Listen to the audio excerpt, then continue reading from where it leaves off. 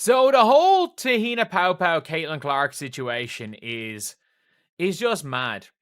It's just mad. And I'm not joking when I say this. Like, there is now a new angle that shows I don't even think in the whole push-off situation Caitlin Clark pushed off. I actually don't think that she pushed off.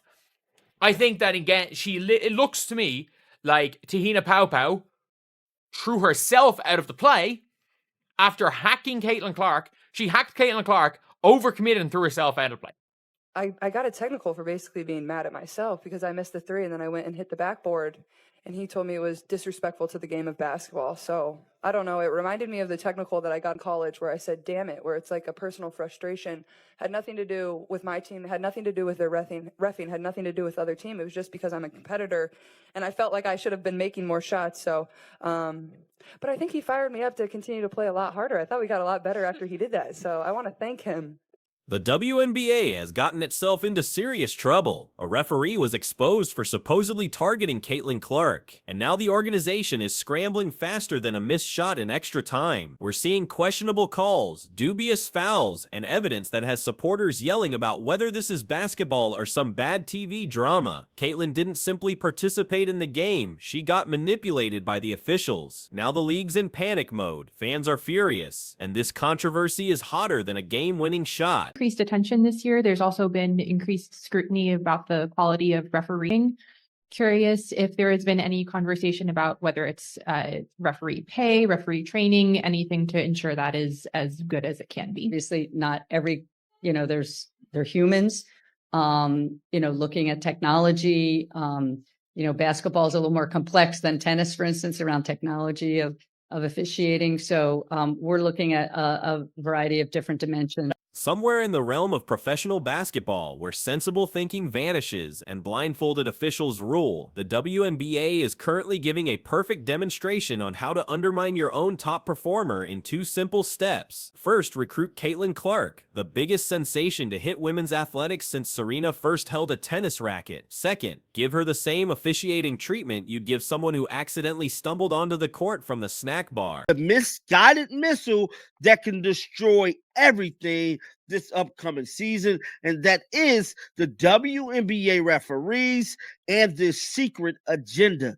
Yes, there was a secret agenda against Caitlin Clark when it comes to fouls not being called, when it comes to her getting to the free throw. The misguided problem that could ruin everything this coming season is the WNBA referees and their hidden agenda. There was indeed a hidden agenda against Caitlin Clark regarding fouls not being called and her inability to get to the free throw line. Yes, Caitlin Clark, the nation's sweetheart, Iowa's prized athlete, ESPN's viewership magnet, and seemingly the WNBA ref's favorite target, is 2 preseason games into her career with exactly 0 free throws. Not a single one, not even a token whistle.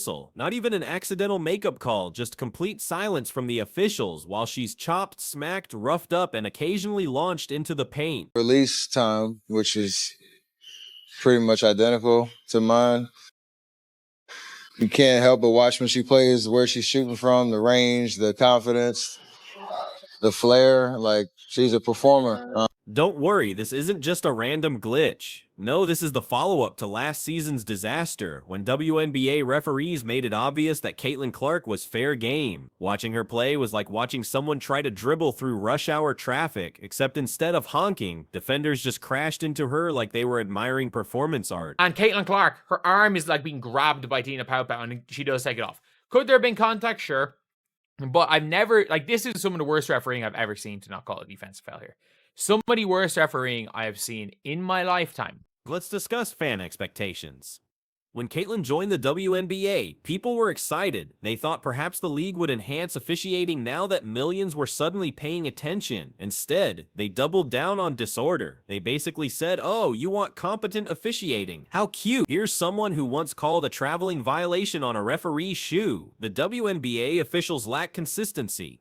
Contact on the arm during one play is a foul, while the exact same contact on another play isn't called. This inconsistency is extremely damaging for the league. The WNBA refs are not consistent. A hit to the arm on one play is a foul, and a hit to the arm on another play is not a foul. The inconsistency is really bad for this league. People thought Clark's arrival would improve the officiating, but instead of that, they got what appears to be a league-approved initiation ritual. Clark drives toward the basket, gets hit across the arms, bumped into the stands, and all she hears is the soft sound of a whistle not being blown, possibly because the refs dropped it while tending to their egos. And it's not just Clark affected. This is an embarrassment affecting everyone equally. Remember the championship series? The one where Minnesota's Nafi Sakoi was treated like a human target by the Liberty? One network even had to document all the obvious uncalled foul. Every clip showed a different Liberty player taking a swing at Collier while the ref gazed into the distance, probably thinking about their next food delivery order. They need to be investigated ASAP. We see what's happening with Caitlin Clark. There's no reason you shouldn't be protecting your star player, because without Caitlin Clark, there won't be no sold-out arenas. The viewership on TV would not be like it is now, where everybody's watching it because it's must-watch TV. But we are seeing how she's being treated. She's being pushed around. She's being slapped around. Sometimes she's being punched around. And the fouls just keep getting harder and harder. When are the refs going to do their job? At this point, we need to stop questioning whether this league is incompetent and just label it for what it is: corrupt. Not disorganized, not experiencing growing pains, but fundamentally, irreparably, universally corrupt.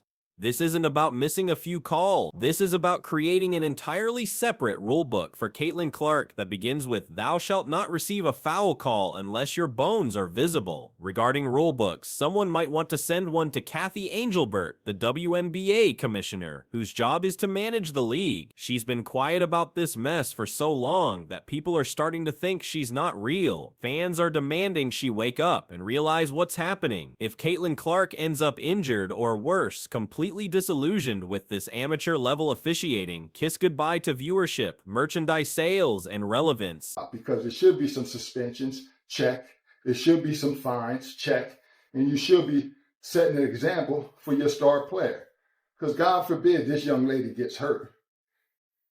Everything collapses for the WNBA. So give credit where it's due. Stop with the hate.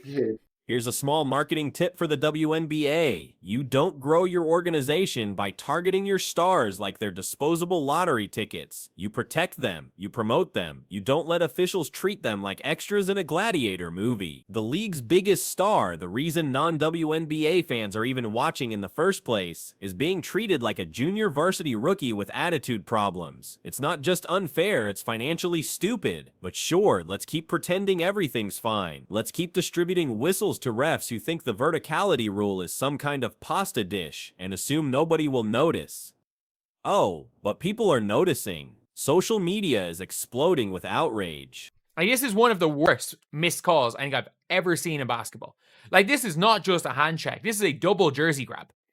But the footage, this angle makes it look so much worse. Reddit threads, TikToks, tweets, angry Facebook moms. Everyone is asking the same question. Why does Caitlin Clark get fewer foul calls than a ghost? And the only answer seems to be that the WNBA either doesn't care or is actively undermining the best thing to ever happen to them. At this stage, some fans are starting to develop theories because when logic fails, conspiracy thrives.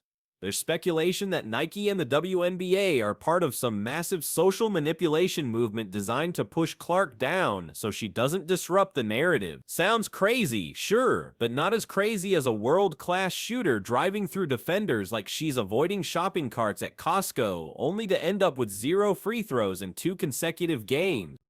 What sport that you know don't protect your star player? The fans are flocking in the arenas to watch this young lady play each and every night. She played the Aces last night. They're the reigning champions. Every time that she's going against this team, they be pushing her around. They be elbowing her. They be beating her down. But guess what? She don't get no fouls whatsoever. They don't call nothing. Is there some kind of conspiracy going on? If Clark doesn't start receiving fair treatment, fans won't remain quiet. They'll explode, and not with polite messages and sad emojis. We're talking protests, boycotts, memes that permanently brand the WNBA's reputation as a joke league that couldn't officiate a game of hopscotch. Let's be very clear, this isn't just a Caitlin Clark problem. This is a league problem, a leadership problem, a Kathy Engelbert problem. Because when your officials are this consistently bad or this selectively silent, you can't play the growing league card anymore. You're not growing, you're rotting from within. Thinking like, damn, how many times did they actually, drop the ball and didn't call stuff against Caitlin? Now, Caitlin got called for a technical for hitting the back of the backboard, but somebody viciously clotheslined her. We're not getting a call for that. Here's the thing. When fans say they want accountability, they don't mean another league statement filled with bland corporate language about reviewing officiating standards. Nobody wants a PowerPoint presentation. They're asking for a basic concept that even young children understand. Fairness. They want a foul to be a foul, not a vague philosophical concept that only applies to certain players on specific days under certain astrological conditions. Let's stop pretending this is some mysterious officiating inconsistency. It's not inconsistent, it's consistently terrible. And worse, it's predictably targeted. If Caitlin Clark glances at a defender sideways, it's an offensive foul. If she gets clotheslined like she owes someone money, it's apparently a non-call because she's tough. Translation: the league doesn't want to protect her. They want to test her like she's being hazed at an underground athletic sorority. Going on against Caitlin Clark because, like I said, in business, when you want to protect your star player, I don't see nobody protecting this young lady. This young lady is fighting for her life each and every night. These big Amazon bully girls, they're 6'5", they're big, they're strong, they're pushing her, they're punching her, they're kicking her, and she can't get a call. But the minute that she puts her hand up and complain, it's a technical foul. And one more technical foul, and she will be suspended. And there goes your star player. But here's what they don't understand. This isn't going away. Not this time.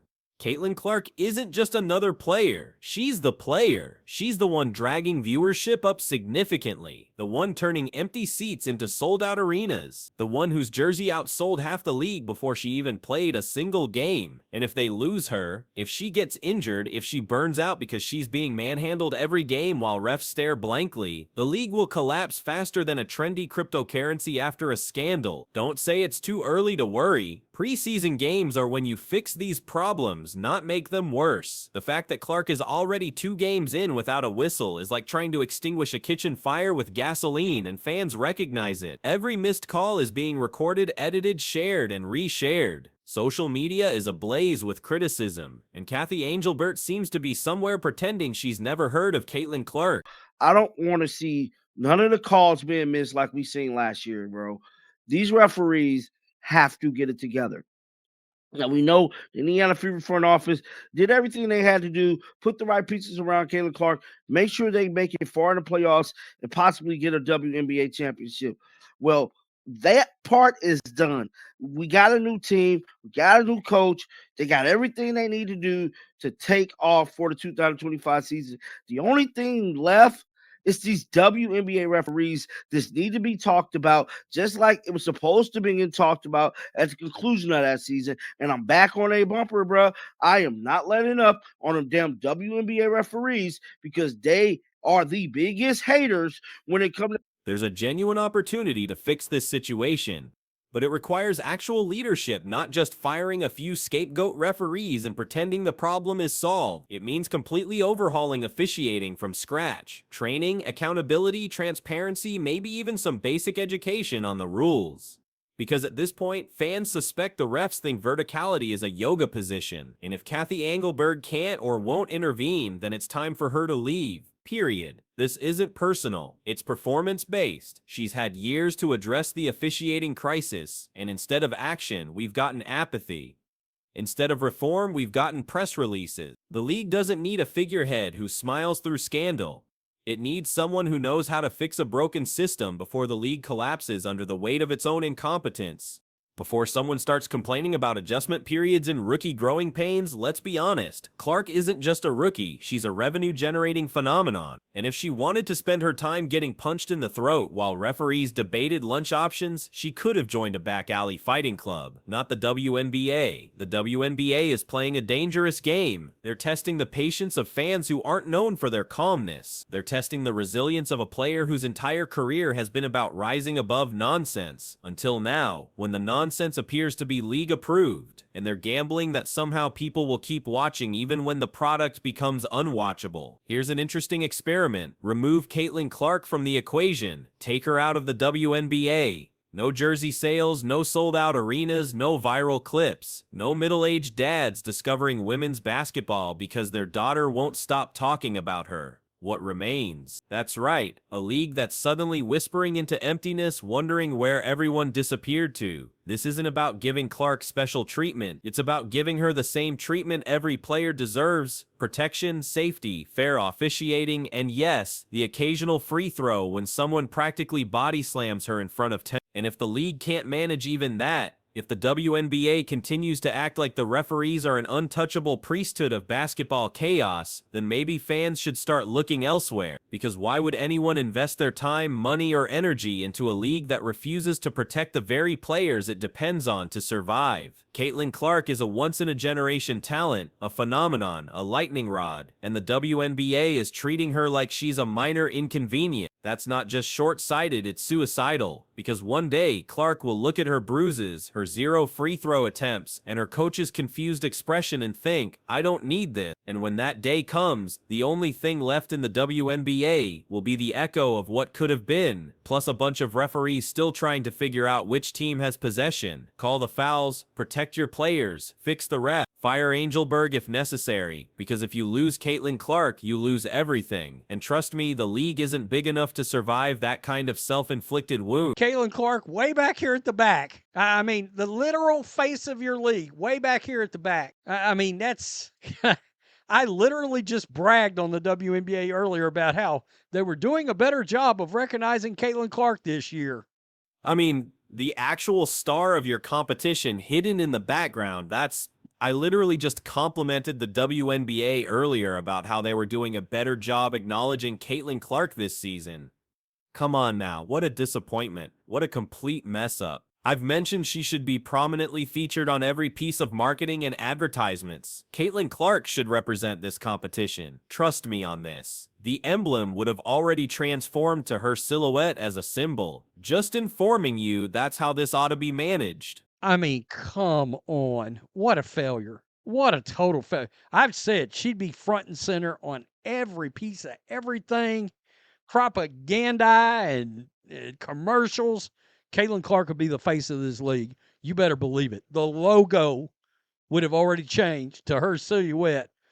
For context, WNBA general managers answered 40 different questions about top squads, athletes, trainers, and off-season changes. General managers weren't allowed to vote for their own squad or staff members. All right, let's proceed. Notice that text right there? That says Angel Reese on it. That's from using the search function to locate her name. Just so you know, Angel, you're nowhere mentioned in this.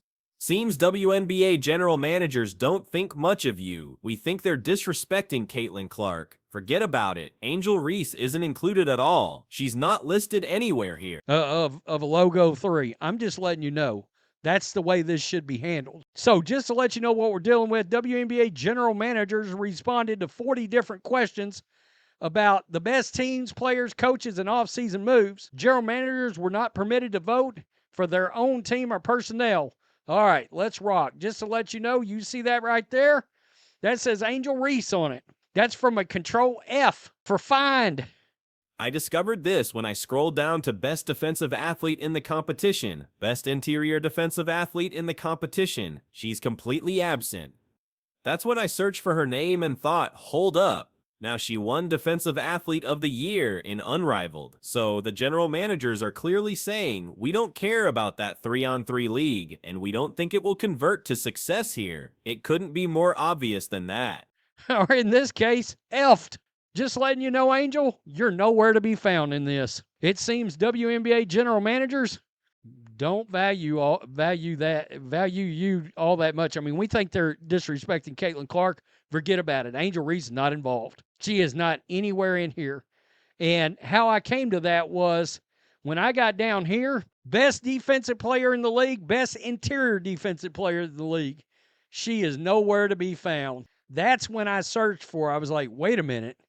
So, who will win the WNBA championship? Minnesota received 60% of votes. New York got 20%. Indiana and Vegas 10% each. Who will win the 2025 WNBA MVP award? Nafisa Collier 67%, Aja Wilson 25%, Caitlin Clark 8%, This is where I really got annoyed. If you want to answer that question that way, okay, fine. I don't love it, but whatever. This is where I have an issue. Now, she won Defensive Player of the Year and Unrivaled.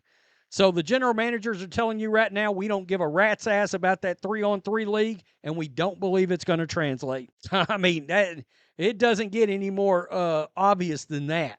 So who will win the WNBA Finals? Minnesota got 60% of the vote. New York got 20%. Indiana, Vegas, 10% each. Who will win the 2025 Kia WNBA MVP? Nafisi Collier, 67%. Asia Wilson, 25%. Caitlin Clark, 8%.